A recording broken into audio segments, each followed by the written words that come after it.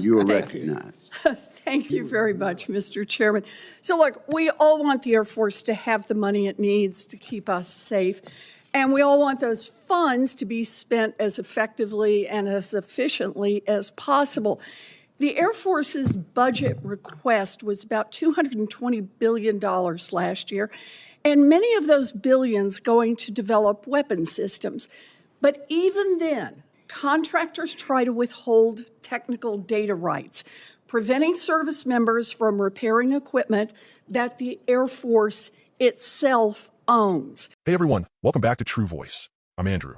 And if you're new here, make sure to hit that subscribe button so you don't miss any real talk on politics, justice, and the truth behind what's really going on in Washington. I just watched this clip where Senator Elizabeth Warren is laying down the facts, and I've got to say, she's absolutely right. This right to repair push for the Department of Defense, it's not just smart policy, it's common sense. Let's watch. So, Secretary Meng, you know this problem. During your confirmation process, you said that in a contested logistics environment, quote, airmen will need to be authorized and empowered to manufacture parts and fix their equipment. I agree with you on this. When DoD secures repair rights, that increases our battlefield readiness and it lowers costs. When Tinker Air Force Base needed to replace a pressure door handle for the C-5 transport aircraft, the Air Force manufactured the part itself and saved 95% of the cost because it wasn't tripped up by contractor restrictions. So, Mr. Secretary, do you agree that this type of major cost savings makes right to repair a strategic priority for the Air Force and for its budget? Thank you, Senator. Yes, I do agree with that. And that's something I've already had discussions with the team on in the first couple days. I think it's not only from a cost perspective, Senator. I think from a readiness perspective, as General Alvin has discussed multiple times, both are affected with our ability to have more flexibility in how we do parts sustainment. Absolutely. Okay, cost and readiness. So it's no surprise that new polling just released today found that over 70% of voters overwhelmingly favor Congress passing a defense right to repair law. Americans know that this is a big opportunity to save billions of dollars.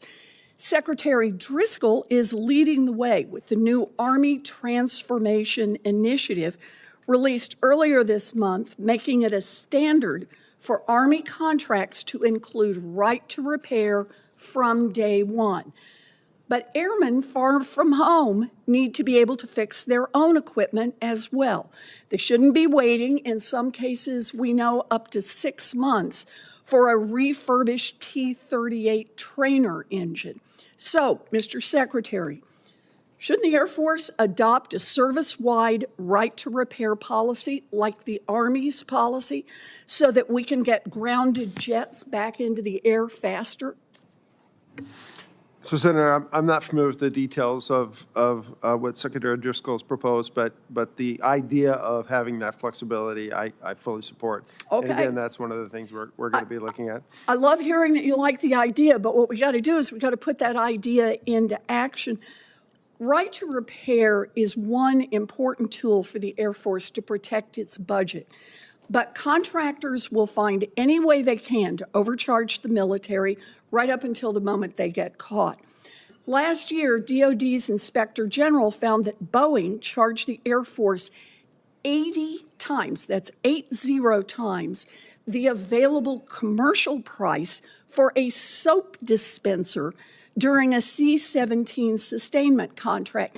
Now, that overcharge was found only through an investigation after the fact, and sort of by happenstance.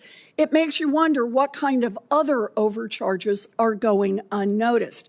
And that is why the IG recommended that contracting officers be notified when a price for an item like a spare part increases over 25%.